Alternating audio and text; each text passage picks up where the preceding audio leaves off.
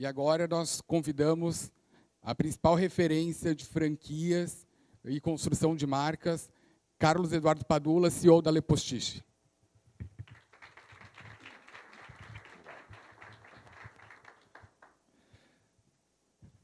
Eu acho que eu vou copiar o meu colega Audaces, porque ali a gente fica muito alto. Bom, primeiro, eu queria dizer que é um grande prazer estar aqui. Estar em Fortaleza é sempre muito gostoso, seja trabalho, seja passeio. Por todas as empresas que eu passei, a gente sempre teve operações aqui em Fortaleza. Queria agradecer a Ana pelo convite, toda a equipe da Vista, e dizer assim, a Ana sabe o que eu vou dizer. Eu trabalhei no ramo da lingerie por quase 15 anos, então gosto muito de falar do assunto ligado à lingerie, que é um polo muito forte aqui em Fortaleza. E a Ana sempre foi uma pessoa que lutou muito por isso, e por onde eu passei, eu tentei dar o devido retorno, porque ela merece. Ela faz um trabalho de fortalecimento desse segmento, de unidade desse segmento, que é super importante para a sobrevivência desse segmento. Então, parabéns, Ana, pela tua luta, pelo mercado da lingerie, pelo segmento, por essa indústria que movimenta muitos empregos, e é uma das indústrias, isso é importante dizer, junto com um calçado, que conseguiu sobreviver à China. Tá? Porque alguns segmentos não sobreviveram à China. Eu trabalho num segmento hoje, não é o tema do assunto, mas só para pontuar, o segmento de produção de mala no Brasil acabou, não existe mais nenhuma indústria no Brasil. 100% do que se compra de mala no Brasil é produzido na China. Então, a indústria do lingerie no Brasil teve a competência, a capacidade de sobreviver à China. E isso é bastante importante e mérito de muitos de vocês que estão aqui, que são empresários do segmento da lingerie. Então, vamos lá. Eu sou engenheiro de formação, com administração e MBA na GV, cabeça cartesiana, e fui parar no mundo da moda. Eu comecei pela Vidbull, enfim. Trabalhei com marcas como Puquet, Hope, Marcin, Lingerie, Trifil, Scala, e daí dá para perceber que eu conheci um pouco do mundo da lingerie, um pouco do universo dessa indústria. Faço com muito prazer uma coisa que é deliciosa de fazer, que é mentoria para jovens empresas, através da Endeavor. Eu não sei se todo mundo aqui sabe o que é Endeavor, quem não souber, está ali o endereço. É uma organização mundial que fomenta empreendedorismo 100% de grátis. Então, qualquer um se filia no site, tem palestra, tem conteúdo, as mentorias são gratuitas, para as empresas eleitas pela Endeavor, e os mentores não ganham com isso, ganham o prazer de fazer mentoria com empresas, a gente aprende com uma molecada nova, com projetos incríveis. E atualmente eu trabalho na Le Postiche, saí um pouco do ramo da lingerie, é uma empresa com 220 pontos de vendas em todo o Brasil, é a maior empresa do segmento na América Latina. Mas eu vim falar um pouco hoje para vocês do que eu tenho vivido nos últimos 20 anos da minha vida. Muitos de vocês aqui ou são, talvez, industriais, empresários do segmento têxtil, ou são lojistas do segmento têxtil. E eu acho que a melhor maneira de construir uma marca é passando pelo varejo. E eu tive a oportunidade de, nos últimos 20 anos, participar, auxiliar a grandes indústrias se transformarem em grandes varejistas. E, com isso, fortalecer as suas marcas. É um pouco disso que eu quero dividir com vocês hoje. Tá? Como disse o Gilberto, eu também não sou um palestrante, eu sou um trabalhador do dia a dia. Eu brinco com todo mundo lá na empresa, pelas empresas que eu passei, você tem patrão e empregado. Então, se é diretor, se é CEO, tanto faz. A gente chega para trabalhar e faz o melhor todo dia. Então, o que eu quero dividir com vocês é o que eu participei nesses últimos 20 anos desses projetos. Posso ficar com... Assim eu vou no meu time? Obrigado, viu? Aqui, beleza. Então, vamos lá. Antes de falar de varejo, eu estava conversando com... Cadê ele? Que ele dá... De Lady... Não, da Lieb. Cadê? Aqui. Desculpa. Eu procurando lá e você estava aqui. Estava conversando agora no café com ele.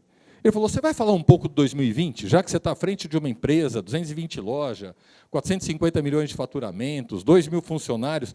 Como é que vai ser o Brasil ano que vem? E eu respondi para ele, a gente ficou meia hora conversando de vários assuntos. A pergunta eu respondi em 1 minuto, não tenho a menor ideia. Mas, eu quero dividir com vocês rapidinho, antes de começar o outro assunto. Semana passada, eu fui convidado por 2 grandes bancos para uma palestra de projeções para 2020, dos economistas, e em um deles, a projeção foi pelo Ricardo Amorim. Acho que todo mundo conhece, do Manhattan Connection e da TV. Um foi o Banco Safra, que promoveu, e o outro foi o Banco Itaú. Eu diria para vocês que eu nunca vi, nos últimos 10 anos, banqueiro tão otimista como eu os vi dessa vez. Porque, independente dos twitters, né, que é uma coisa que a gente está aprendendo, né, cada vez mais o que é, graças ao Bolsonaro, é uma metralhadora de Twitter, porra, impressionante. Mas tem um outro lado acontecendo que a gente esquece e a mídia não divulga. Quem aqui tem mais de 50 anos de idade? Alguém lembra do Brasil com juros a 4% ao ano? De juros? Alguém lembra disso? Alguém já ouviu falar em juros a 4% ao ano? Eu lembro de juros a 4% ao mês. Hoje o Copom deve anunciar uma redução de 0,5 ou de 1 ponto. Então, hoje vai no mínimo para 5%. Baixou? Já saiu. Dezembro já está previsto 4,5%. E para começo do ano, 4%. Então, os bancos já estão projetando negociações para os próximos 3 anos a 4% de juros. O que muda? 4% de juro, mais uma boa negociação de CDI, 4% mais 0,3% ao mês, mais 0,4%, você vai pegar dinheiro a 8%, 9%. Qualquer negócio honesto paga essa conta. Há 3 anos atrás, a gente tinha que pegar dinheiro a 20% com boas garantias. Negócio honesto já tem dificuldade para pagar. Né? Você tem que ser um pouquinho menos honesto, talvez. Então, primeiro ponto isso. Segundo, projeção de inflação do ano que vem, 3,2%. A 3,4%. E projeção do PIB revista para cima por todos os bancos para 3%, 2,8%. E, melhor de tudo, para a indústria nacional. Para o meu negócio, não é tão legal hoje. Previsão de câmbio entre 3,84. Que para exportar e para ter uma barreira contra a importação dos chineses é muito importante. Então, a hora que você bota tudo isso na conta, e aí você soma uma pitadinha de uma coisa muito legal. Tem 170 bilhões de dólares de fundos de investimento querendo comprar o Brasil. Por que querendo comprar o Brasil? A gente vem de uma crise. O EBITDA das empresas nunca foi tão baixo. Todo mundo sabe que vai crescer agora, mas agora está baixo. O valuation de uma empresa é múltiplos de EBITDA. Então, nós estamos com as empresas baratas e o câmbio a 4. Nós estamos em liquidação. Eu recebo pelo menos 1 a 2 ligações por semana de fundo querendo entrar na Lepochich. Pelo menos 1 a 2. Porque dinheiro a 4% no banco não funciona para esses caras. Eles precisam de fazer muito mais com o dinheiro. Ah, não, põe o dinheiro lá fora. Os Estados Unidos está reduzindo de 2 para 1,5, a Europa também, e a Grécia acabou de lançar bônus e debentures para você aplicar o seu dinheiro a menos 1% ao ano. Eu não estou brincando. Você põe o seu dinheiro, depois de 1 ano você vai buscar, tem 1% a menos. Você vai falar, peraí, isso é coisa de maluco. Quem que é o tonto que bota o dinheiro lá? Se eu fosse o dono do dinheiro, compro o dólar e põe debaixo do colchão, ok? Bacana, mas uma empresa não pode fazer isso. Quem tem alguns milhões não pode fazer isso. E lá, para guardar o teu dinheiro, os bancos estão começando a cobrar, e a Europa deve entrar em juro negativo muito em breve. Então, o Brasil é a bola da vez. Né? Eu acho que a reforma da Previdência passou. Ah, foi a melhor reforma do mundo? Tanto faz. Porque os 800 bilhões ou 900 não é um grande problema. Até porque ela cresce em PG. Em 10 anos são 800, mas em 20 anos são 3,5 bi. 3,5 tri. O mais importante é mostrar para o mundo inteiro que o Brasil não vai mais quebrar. Que a bomba relógio foi desarmada e que eu posso investir aqui. Então, se é 800 ou 900 ou 700, tanto faz. O recado foi dado. Então, os bancos estão muito otimistas e as nossas projeções para a Lepochich para o ano que vem também são otimistas. Com uma grande diferença do otimismo de 2011 e 2012, que fez a gente bater a cara no muro. Né? Porque todo mundo no governo Lula pegou dinheiro barato, cresceu as empresas, aí veio a Dilma, criou uma recessão e aumentou o juro. Aí você estava endividado, juro alto. Aí nós tivemos a pior crise da história do Brasil nos últimos 100 anos. O Brasil nunca teve 3 anos consecutivos de PIB negativo. Então, eu acredito desta vez, diferente de 2011, 2012, a gente vai ter crescimento, a gente vai ter um bom ano, mas todos nós aprendemos que a gente tem que ser pragmático, não dá para ser poliana, as empresas têm que continuar enxutas e espartanas. Então, não sei se eu ajudei em alguma coisa, mas eu estou te contando o que eu ouvi. Tá? Então, vamos falar de varejo.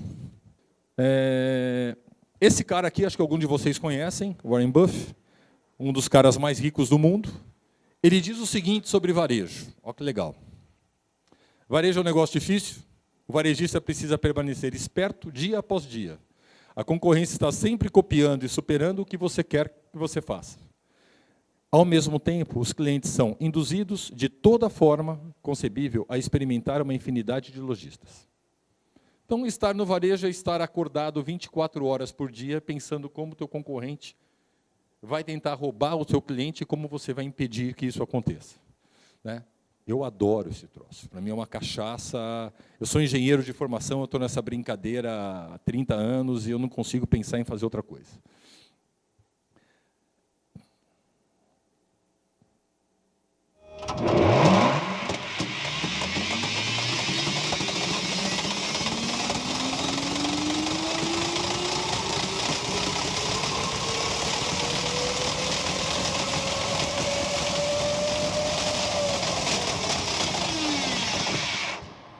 É mais ou menos a sensação que vocês têm todo dia quando vocês acordam e acham que está acontecendo com o mundo e com o mercado? A minha é essa. Né? Todo dia eu acho que o mundo está correndo muito mais rápido do que eu dou conta e como é que eu vou lidar com tudo isso. Né? A principal questão que qualquer empresa tem, quando a gente vai para o core do negócio, quando a gente vai, como dizia minha avó, para o âmago do negócio, toda e qualquer empresa, desde o boteco da esquina até uma empresa multinacional, tem o mesmo propósito. O maior desafio de uma empresa é gerar valor. Simples assim. Né? O que toda empresa tem que pensar que ela precisa fazer? Não é vender, é gerar valor. Porque eu preciso fazer alguma coisa, seja produzindo, seja comprando e vendendo, que dê para pagar todos os meus sócios, funcionário, governo,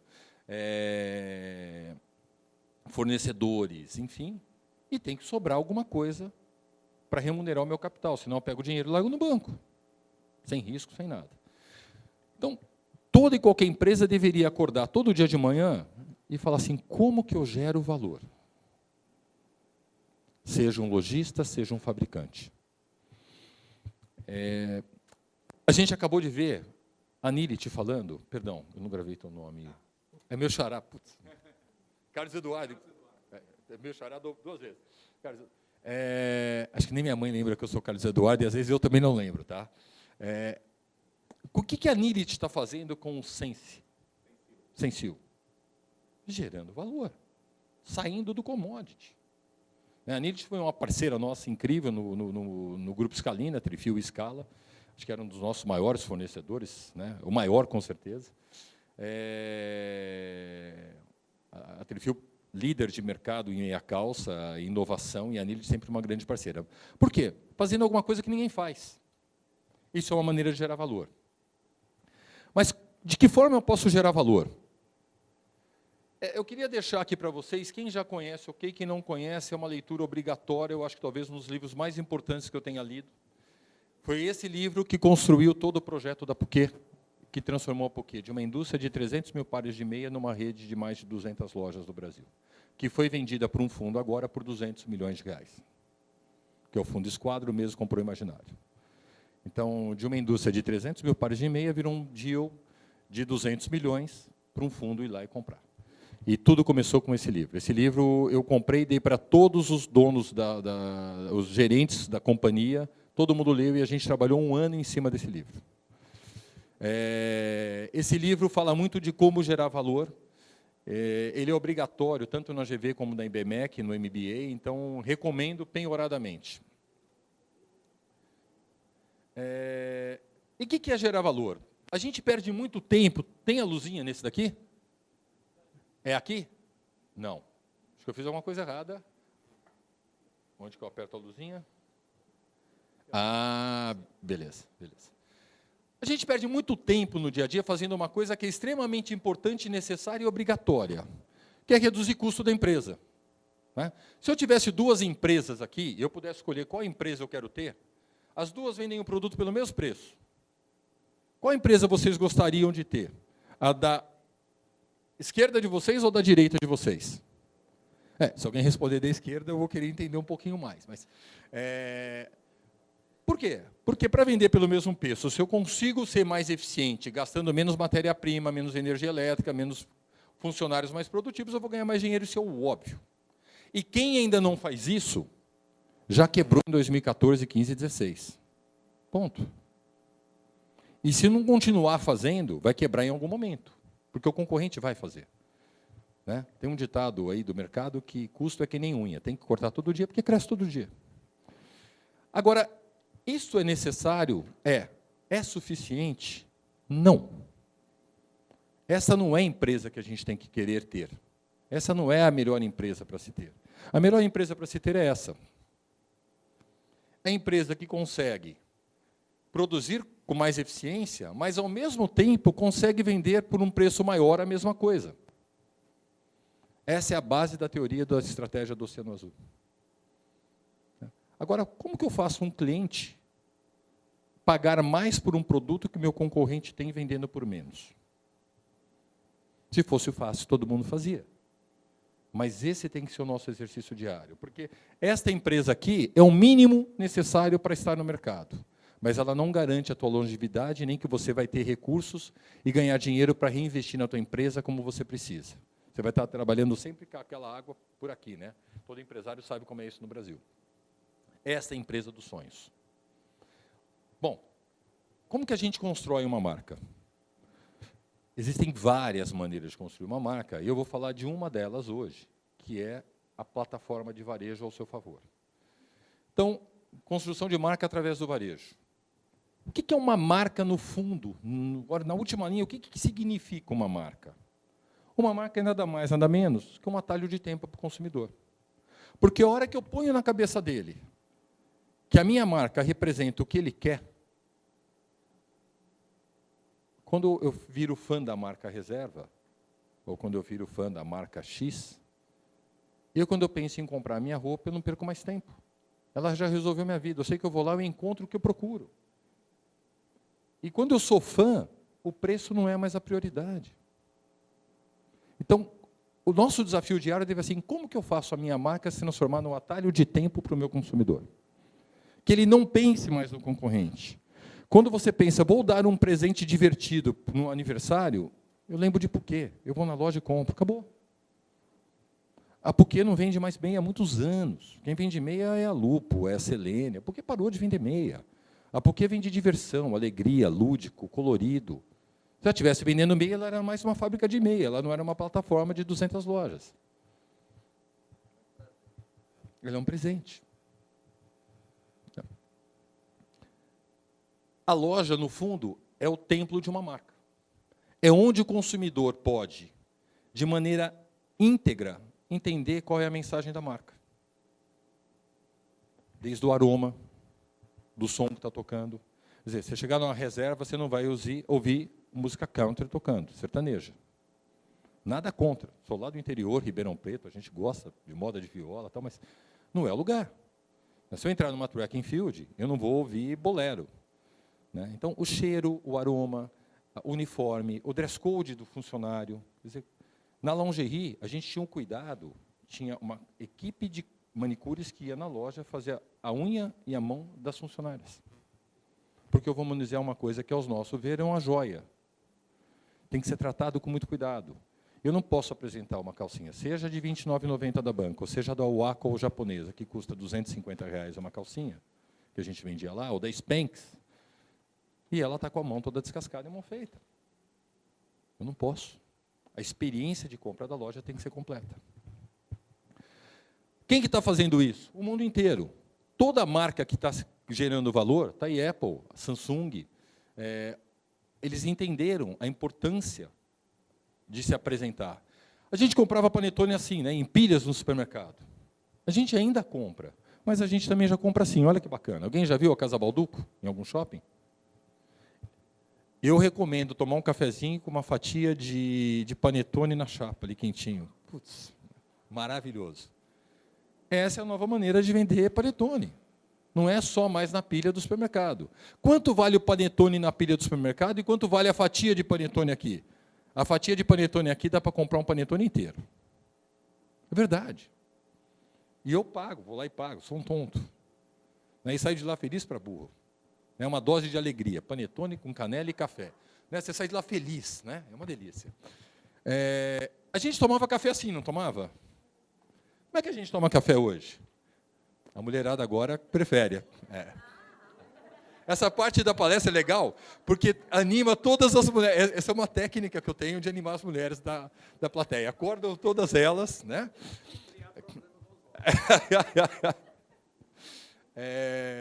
É assim que a gente toma café hoje. Vocês já fizeram a conta de quanto custa o quilo do café? Só uma dica. Custa R$300 o quilo do café. Porque tem 10 gramas de café numa cápsula. Se for no supermercado, alguém te falar que você custa 300, você vai falar, você está louco. Aí você sai, vai na Despesa e paga R$300. E nem sabe que está pagando. Eu não sei se todo mundo sabe.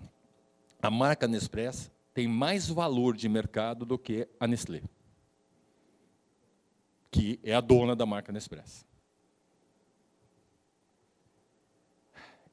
Eu até hoje, hábito que minha avó e meu avô, com quem eu fui criado, me ensinaram, eu amo tomar banho com sabonete Febo. É meu sabonete predileto. Minha mulher odeia, acha o cheiro horroroso, é uma briga desgraçada em casa, mas eu não abro mão do meu sabonete.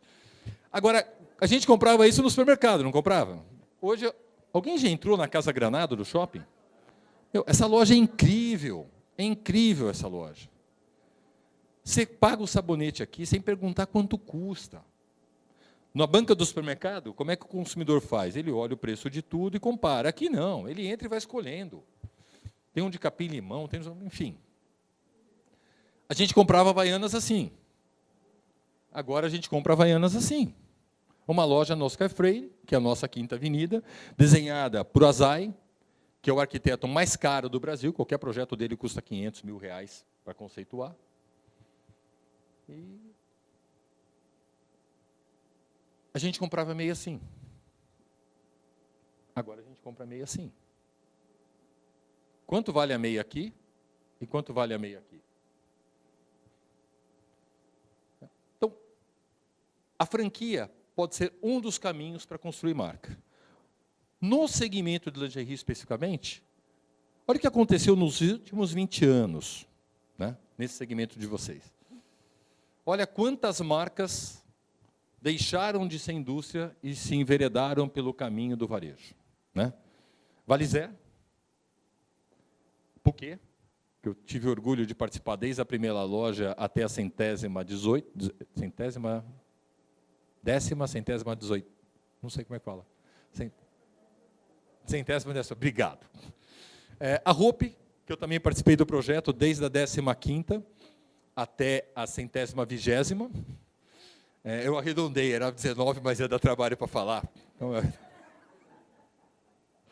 a Liz, a Scala, que eu também participei, a Lupo, por volta de 400 lojas do Brasil, a Darling, meu amigo Davis. Todas essas lojas, todas essas marcas eram indústrias. E entenderam a necessidade de conversar com o consumidor final.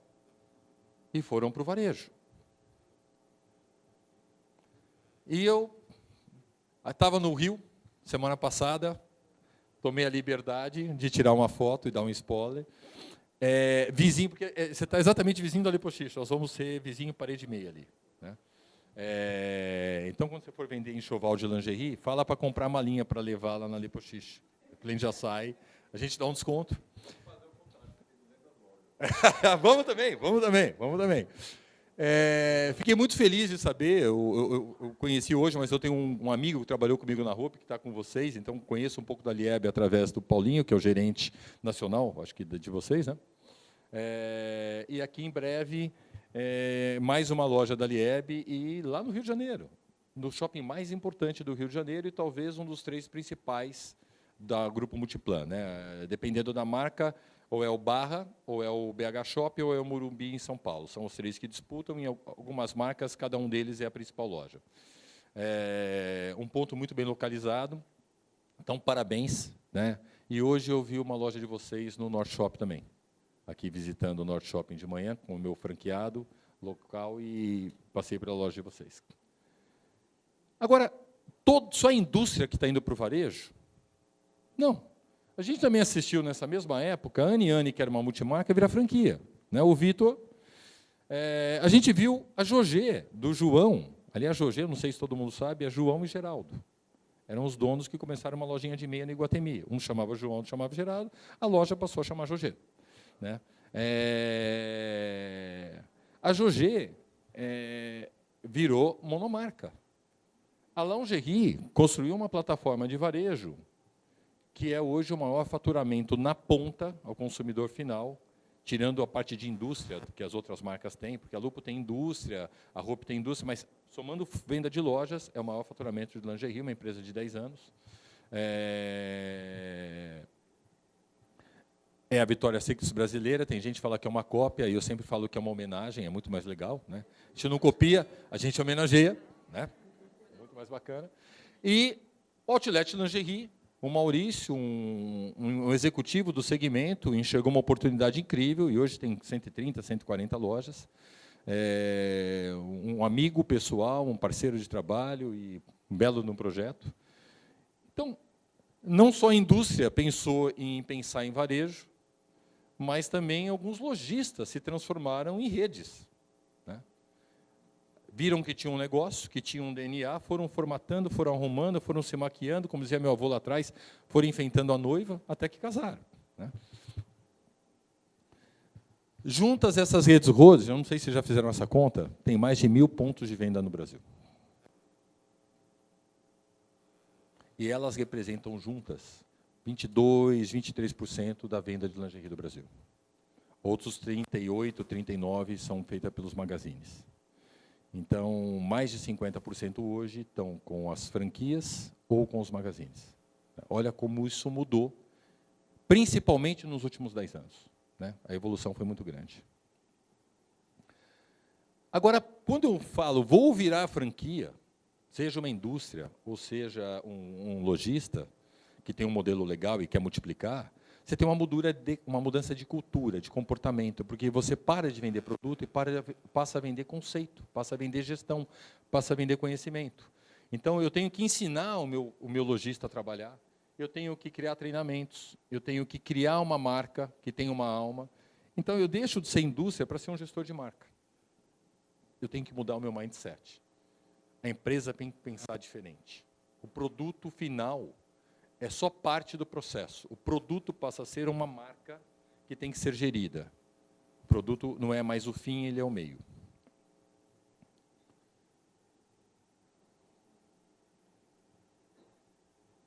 Um, dois, três e...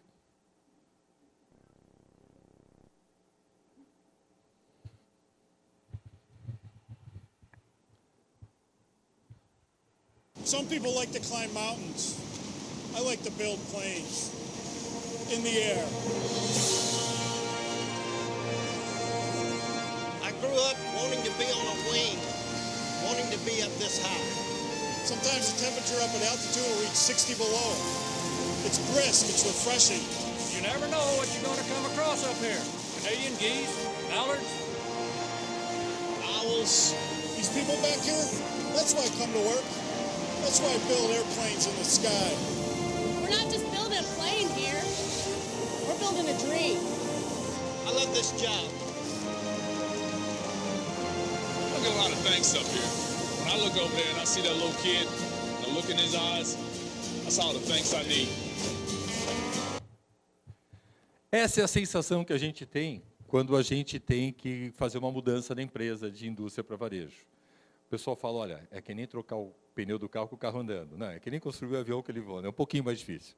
Eu acho esse filme perfeito para explicar o desafio que é quando você vai mudar a tua empresa do mindset de indústria para um mindset de gestora de marca. E não estou dizendo que você não possa continuar sendo uma indústria. A roupa ainda é uma indústria, a lupa ainda é uma indústria, a Hering ainda é uma indústria. Ninguém deixou de ser indústria, só que eles não pensam mais produto, eles pensam marca. E essa mudança é parecida com esse desafio aqui, não é tão simples. Franquia como construção de marca, você tem vantagens e desvantagens. Quando você fala em franquia, você tem a desvantagem que a gestão é por convencimento, porque eu brinco que franquia é um IPO tupiniquim. Em vez de você ir na Bolsa de Valores, abrir ações e ter que responder por uma série de governanças para a CVM, você simplesmente contrata um franqueado, mas ele vai dar palpite. Ele botou lá 500 mil, 200 mil, 3 mil. Aliás, se prepara. Se prepara. Você vai com rede própria ou franquia? Mas na hora que ele virar franqueado, ele vai ser o palpiteiro de plano. O que é bom, porque são pessoas inteligentes que conhecem o negócio, licenciamento, e aí você tem que achar o modelo de lidar com isso. É muito mais fácil do que na Bolsa de Valores. Então, uma vez eu estava conversando com o Nissim, ele falou, os franqueados às vezes são teimosos, né? Eu falei, Nissim, você está com 130 lojas, né? Tô. Então, a gente capturou 80 milhões de reais nesses últimos 3 anos no mercado. Então, para ter essas lojas, ou você punha 80 milhões de reais teu, ou você abriu com capital baleia. Então, eles vão dar palpite mesmo. Então, você tem que ter paciência e convencimento. E uma estrutura para capacitar. A vantagem, você cresce com capital de terceiros, isso te traz velocidade, você não depende do teu capital, e você tem uma rede de conhecimento, que você traz empresários que te ajudam a pensar o negócio. Você escolhendo bons licenciados ou franqueados, você tem parceiros para te ajudar a criticar positivamente e evoluir. Quando você fala, não, eu quero fazer uma rede própria, eu não quero ter franquia. Vantagem, você tem velocidade de gestão. Você quer mudar alguma coisa, você vai lá e muda. Você não precisa pedir para o licenciado, negociar. Outra desvantagem é capital, é do teu bolso. E você tem que ter toda a estrutura. As vantagens, maior autonomia de decisão, e você faz a gestão mais rápido. Qual modelo é melhor ou pior, tanto faz. No mercado, vocês vão encontrar redes que são só franquia, redes que são só rede própria, ou a maioria delas que são mistas, que é o nosso caso. E aí depende de distância, onde é mais fácil gerir, eu estou própria, onde eu não estou. Tem várias decisões, a maioria delas, como Hering, Chili Beans, enfim, muitas das redes optam por um modelo misto.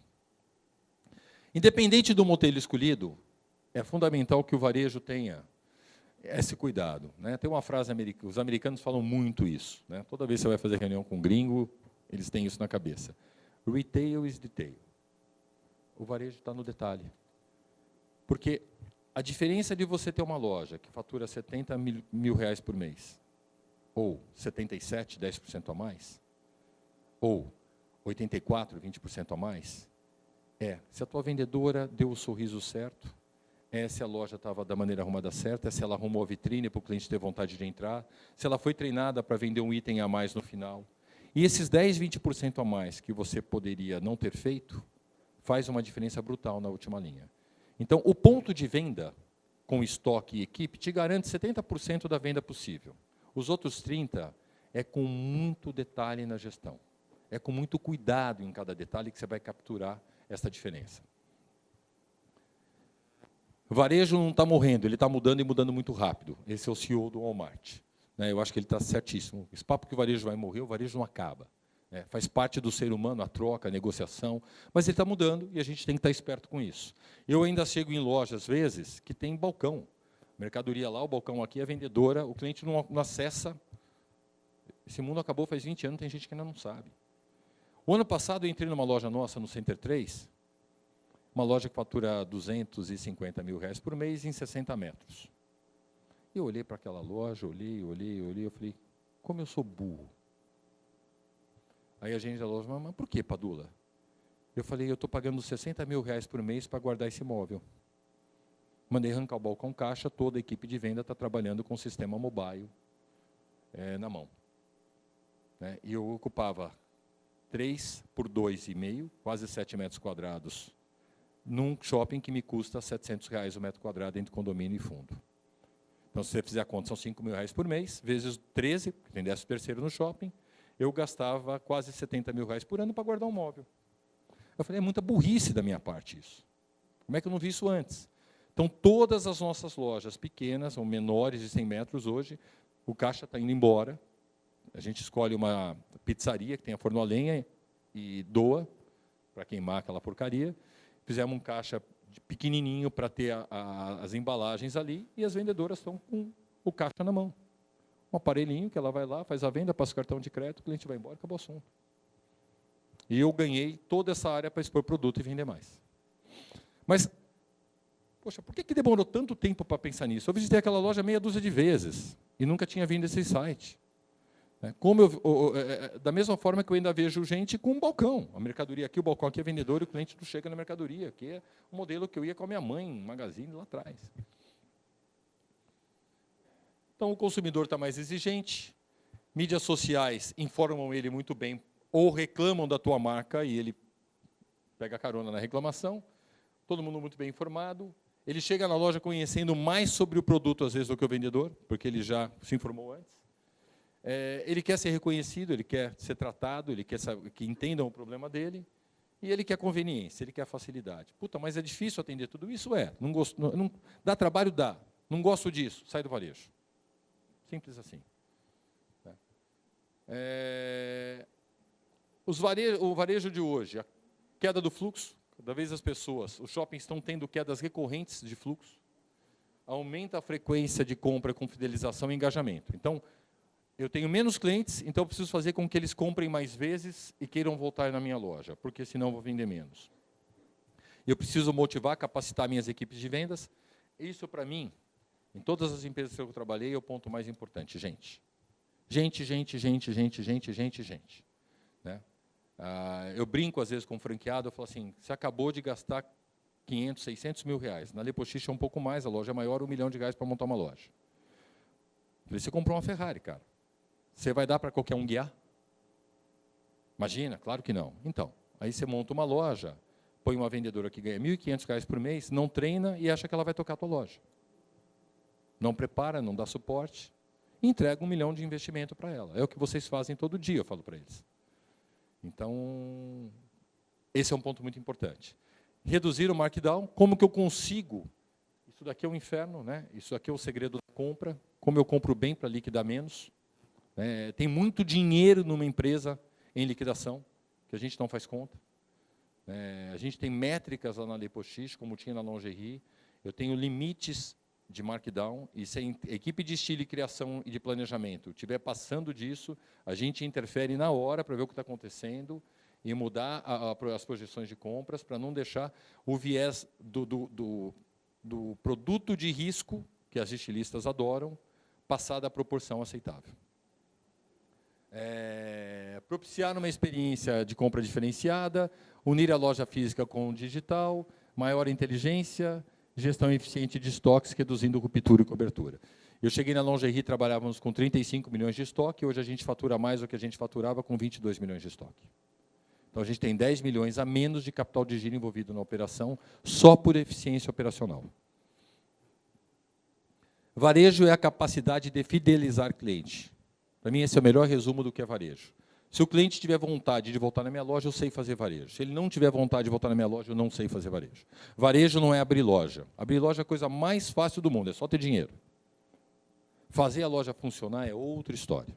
Então, se alguém pergunta bem, o que é varejo?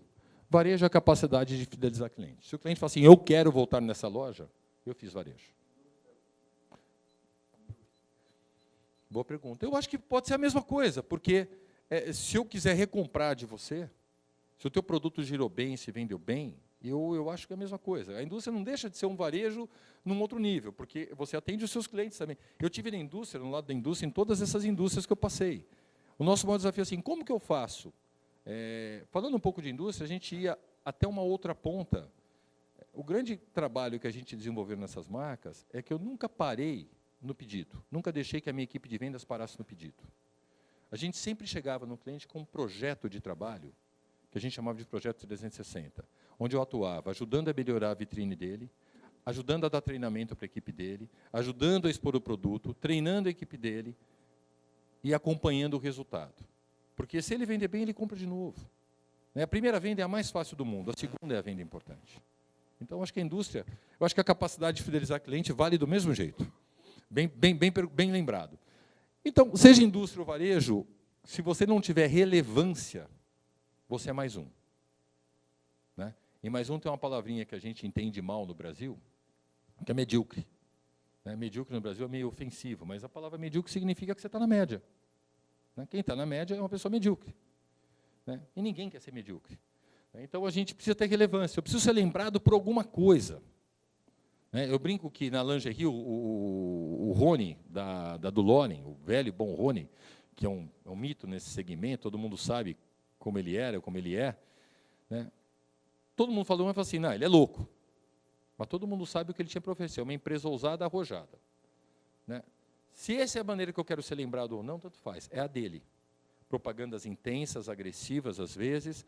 Falei mal, mas falei de mim, mas ele tinha o seu DNA. Né? Ele escolheu uma maneira de ser, para ser lembrado. Então, você pode ser lembrado por desejo, você pode ser lembrado por conveniência, você pode ser lembrado por preço, você pode ser lembrado por qualidade. Nenhum é melhor do que o outro. Ou por uma combinação de dois ou três. Cada um tem que saber no que é bom e como quer ser lembrado pelo cliente como marca. Por que esse cliente vai querer comprar de mim de novo? O que acontece com as lojas multimarca? Então, quem é lojista, você fala, bom, mas nesse cenário todo, vai acabar o multimarca? Num país com 5.662 municípios, dos quais só 800 têm mais de 50 mil habitantes, não vai acabar nunca o multimarca no Brasil. Esquece. Está instalado dentro do Brasil, não acredito nisso, pelo menos nos próximos 30 anos. Depois de 30 anos, para mim, tanto faz. Não, eu vou estar vivo, só não vou estar mais trabalhando. Porque eu projetei trabalhar mais 30 anos e depois eu aposento. Né? Então, o que vai acontecer? Para mim, tanto faz, eu vou estar aposentado daqui a 30 anos. Eu acho que o grande problema que a gente tem... Então, esse é o lojista multimarca.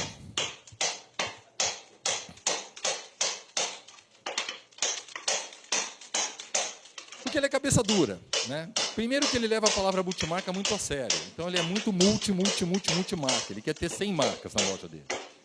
E aí ele não entende que, às vezes, o menos é mais. Né? E quando eu tenho muita coisa, o meu estoque, para ter tudo de tudo, o estoque é muito caro. No momento em que estoque e capital de giro é importante, eu acho que tem algumas vantagens e as diferenças principais no multimarca com a franquia. Né? O multimarca tem maior liberdade de gestão, a franquia tem padrões a seguir. O multimarca tem maior risco, a franquia tem menos risco, porque é um modelo testado. A dificuldade da construção da marca, porque ele está sozinho. Aqui eu tenho uma marca sendo construída por um grupo de lojas que participam de um fundo de marketing, que tem uma estrutura profissional por trás. Aqui eu tenho uma gestão 360, eu tenho que cuidar desde da embalagem, do lacinho do Natal, do que vai pôr na vitrine, e aqui eu tenho tudo pronto. Aqui eu tenho uma relação estoque-faturamento que normalmente é ruim, porque eu tenho que ter tudo de tudo. O consumidor, quando entra numa loja multimarca, ele quer comprar tudo, ele quer achar tudo. Quando ele entra na franquia, ele quer achar o que a franquia tem para oferecer. Então, eu com menos opções de SKU, com menos estoque, eu consigo atender esse mesmo cliente e fazer o faturamento. Aqui eu tenho transferência de conhecimento da franqueadora para o franqueado, e aqui eu tenho que me virar para aprender sozinho. Né? Agora, eu acho que dá para ser, eu falava isso muito para os meus clientes, seja um multimarca com cabeça de franqueado. Funciona. Né? E o que eu preciso fazer para isso? Parceria com as grandes marcas. Escolham quais são os seus principais fornecedores e casem com eles. Treinamento de equipe, material de ponto de venda, isso pode ser bom para os dois lados. Dá para fazer muita coisa quando você se abraça com grandes marcas. Agora, dá para se abraçar com 100? Não sei o tamanho da loja de cada um, mas eu acho difícil. Né? Dá para deixar de ser monogâmico e ter meia dúzia? Dá. Agora, dá para ter 100 esposas, mas não vai ser complicado. Tem que escolher um pouco mais. Criem store em store. Peguem as principais marcas e façam um espaço dedicado dessas marcas na loja de vocês. Deem força para essas marcas. Vocês vão ser um cliente maior dessas marcas. E, ao mesmo tempo, vocês vão poder exigir mais parceria dessa marca. E vale ao contrário para o lojista. Usem isso para fidelizar os clientes multimarcas para a indústria. Né? Usem essa mesma... que é como a gente trabalhava na Puquê. Na Puquê a gente tinha um projeto que chamava Aqui Tem Puquê. E na Hope a gente criou um projeto que chamava Hope Sob Medida. A última vez que eu vi, eu saí de lá com mais de 300 pontos de venda no Brasil, já estão em quase 800, onde você tem um corner, um espaço da marca. A Record vem fazendo isso também, se não me engano. Treinamentos. Se eu sou indústria, como que eu treino meu cliente com o meu carro? Ah, mas eu vou ensinar a vendedora dele a vender meu produto e vai servir para vender para o concorrente também. E daí? E daí? E se você não ensinar ela a vender o teu produto, o que você ganhou com isso? Então, do lado do lojista, pleitear isso. Do lado da indústria, como que eu uso isso a favor para fidelizar o meu cliente? Visual Merchandising. Nós criamos um projeto na Marsim muito legal. Essa historinha eu vou contar, porque quem tem indústria vale a pena. Quando eu saí da Hope, antes de ir para o Grupo Scalina, eu fiquei um período com o Mauro da Marsim, que era uma indústria menor do que a Hope, e não tinha loja própria. E a Hope, quando lançava qualquer campanha, ela tinha uma visibilidade tremenda, por quê? Ela está em 170 grandes shoppings, então todo mundo vê o lançamento. E quando você não tem uma rede própria, como é que você conta isso para o consumidor? E a gente criou um projeto lá, que eu chamei uma agência de marketing, eu falei assim, eu quero um origami. Eu quero um origami. Vou explicar. Eu quero um projeto lindo, maravilhoso e fácil de montar. Porque eu vou fazer uma campanha com todos os nossos clientes, premiando desde a vendedora, o lojista e o representante, que conseguir, no mês de setembro, que o lojista fique pelo menos 30 dias com uma vitrine da Marsim. E eu vou dar a vitrine de presente para o meu cliente, em contrapartida, ele vai concorrer. O lojista concorria a um pedido de R$5.000, se eu não estiver enganado. O representante que fizesse mais de 20 vitrines ganhava R$1.000. E a gente amarrou todo mundo.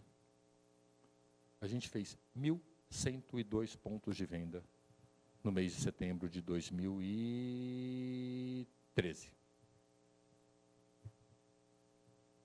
Não tem nenhuma rede de lingerie, todas somadas tem 1.000.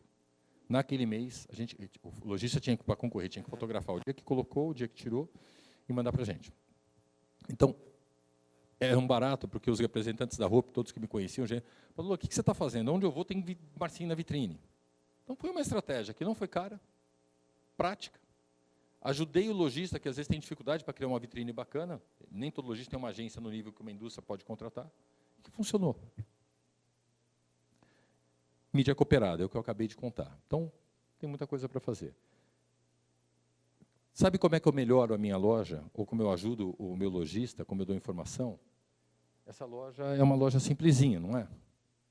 Olha o que essa moça fez com essa loja. Ela gastou tinta. Ela gastou tinta.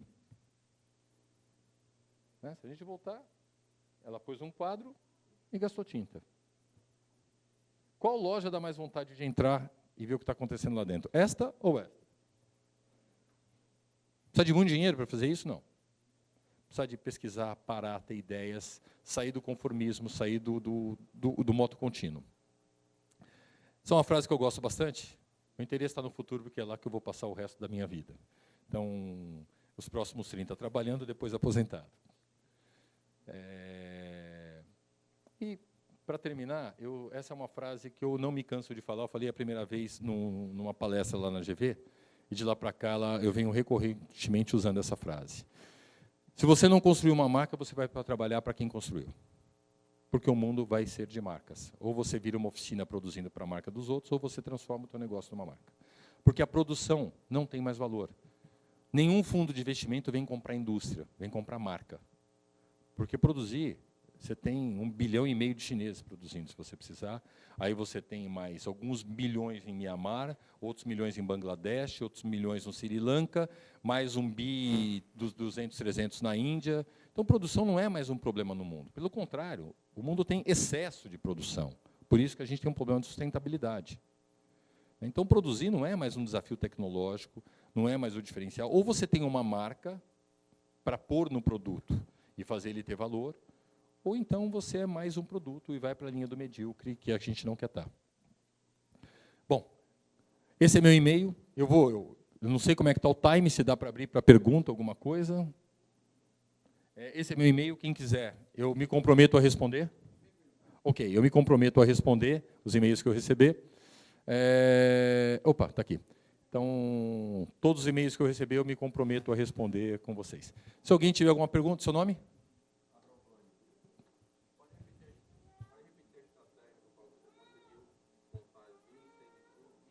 Posso. Eu identifiquei que o lojista multimarca ele tem dificuldade, porque às vezes tem uma loja só, ele não tem uma grande agência, e encontrar um vitrinista ou fazer uma vitrine bacana não é tão simples. Como isso era uma necessidade do meu cliente, eu resolvi solucionar essa necessidade para ele, como indústria. Em vez de só vender o produto para ele lá e tirar um pedido, eu falei assim, deixa eu te ajudar. Me ajuda, eu te ajudo. Você tem uma vitrine que me interessa, e eu te ajudo a fazer uma vitrine bacana. Contratei uma agência, criamos uma vitrine cenográfica, com materiais que eram muito fáceis de instalar, e o compromisso do lojista era, se ele montasse a vitrine no dia 1 de setembro e ficasse com a vitrine até o dia 30 de setembro, ele concorria em cada regional, eram 5 regionais da Marsim, a um pedido de R$5.000. Então, cada regional, um lojista ganhou. O representante, para se dedicar a isso, a partir de 20 vitrines, que era o gatilho, ele ganhava R$50 por vitrine. Então, fez 20 vitrines, R$1.000. Fez 19, não ganha nada, o gatilho era 20. Fez 30, R$1.500. Então, motivou o representante a fazer esse trabalho. Porque o representante, se você não faz isso, ele acha que é perder tempo. Ele quer tirar o pedido embora e não quer atender o cliente. E, na loja vencedora, as vendedoras ganhavam um enxoval da Marsim também. Então, a gente motivou a cadeia inteira. Com isso, a gente conseguiu 1.100 pontos de venda de vitrine no mês. E depois a gente fez uma edição dessa a cada 6 meses. Né? Entre 800 a 1.000, todas as edições. Então, a cada 6 meses, a gente chamava Vitrine Premiada esse projeto. E ele durou 2 anos. Foram 5 edições de Vitrine Premiada. Então, era a minha maneira. Eu falava assim, eu não tenho loja. Eu não tenho franquia. Como é que eu ponho a minha marca exposta? A gente achou a nossa solução. Mais alguma? Um de cada vez, gente.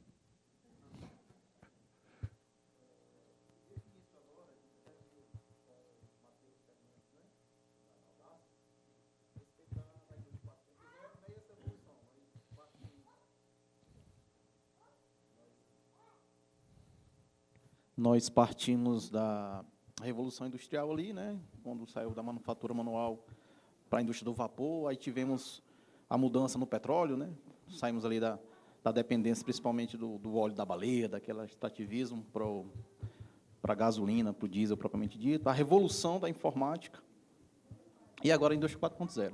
E todas elas têm um ponto peculiar, que é a mudança. Então, a indústria lá do vapor teve um time, a indústria do petróleo teve outro time, a indústria da informática teve outro, e a indústria 4.0 está sendo mais rápida ainda. Então, nós vimos aí o próprio Maurício falando, o Matheus falando e você agora falando. Então, de certa forma, até vimos o que precisamos fazer. Agora, como conseguir isso no tempo necessário? Eu todo dia acordo ansioso e acho que eu estou atrasado. E quando eu vou para a China, que eu vou 2 vezes por ano nos últimos 10 anos, eu volto de lá extremamente aborrecido. Porque a gente deixou esse país perder 30 anos. Só para vocês terem uma ideia, a China, em 1980, representava 2% do PIB do mundo. E o Brasil, 4,5%. Hoje, a China representa 20% do PIB do mundo e a gente 2%. Nossa renda per capita, nosso PIB per capita hoje está em 10 e pouquinho, beirando $11.000. A China tinha, em 1980, $2.700 por chinês. Hoje eles têm $15.000 por chinês. O salário mínimo deles é de 2.500 airambis, isso dá R$1.250. Então, o chinês escravo trabalhando é papo furado. Isso acabou há muito tempo. Né? Então, eles acabaram de aprovar uma nova lei trabalhista, que é uma evolução a favor do funcionário, que chama 996. Alguém sabe por que é 996? Das 9 da manhã às 9 da noite, 6 dias por semana. Isso é evolução. Agora eles vão trabalhar menos. Tá. As crianças chegam em qualquer lugar, com o celular ou com o relógio Watch, e pagam o que querem, compram o que querem com QR Code, com WeChat. Né? Eu vou para a China, eu ponho crédito no meu WeChat. Eu tentei comprar uma água a última vez, na rua, com o dinheiro deles, e eu quase apanhei do chinês, que ele mostrava o botãozinho do WeChat e falava, não, dinheiro não. Porque eles não querem mais... Eles estão muito mais à frente do que a gente. Você entra no Rema Supermercado, que é do Grupo Alibaba, você entra na loja, a loja reconhece você pela sua face, você pega o que você quer, põe no seu carrinho, vai embora para casa e a tua conta chega em casa. Não precisa mais nem do celular. Reconhecimento facial. Eu assisti o driver que estava levando a gente dar esmola no WeChat. Porque o cara que está pedindo ajuda na China, ele põe por que ele está pedindo ajuda e o QR Code dele. Aí, se você achar que faz sentido, você vai lá e transfere X para ele pelo QR Code. Não, estou falando sério. A gente está muito atrasado. A gente está muito atrasado. Nem cartão. Não, cartão ainda é difícil, tá? Cartão de crédito lá tem lugar que é um inferno. O Master esquece, né? O Visa em alguns lugares. Então, respondendo à tua pergunta, eu acho que ninguém sabe essa resposta. Ninguém sabe a velocidade que isso vai ter, mas isso está acontecendo. E isso é perigoso pelo seguinte, quando você vê um elefante correndo para cima de você, você corre do elefante. Quando tem um monte de formiguinha vindo e você não percebe, quando elas chegarem em você, você não consegue mais fugir. Então, o que a gente está tentando fazer na empresa é o seguinte, como que eu posso mudar a minha empresa hoje, o que está ao meu alcance fazer? E todo dia eu tenho que fazer alguma coisa nova, eu tenho que ir mudando, eu tenho que ir melhorando, eu tenho que tentar acompanhar. Se a minha velocidade vai ser suficiente ou não, mas dentro do que a empresa permite, a gente tem que tentar mudar. O que a gente não pode é ficar sentado assistindo. Né? A velocidade que vai acontecer, ninguém sabe. Até porque está cada vez mais rápido isso. Pessoal, super obrigado e meu e-mail está aí à disposição.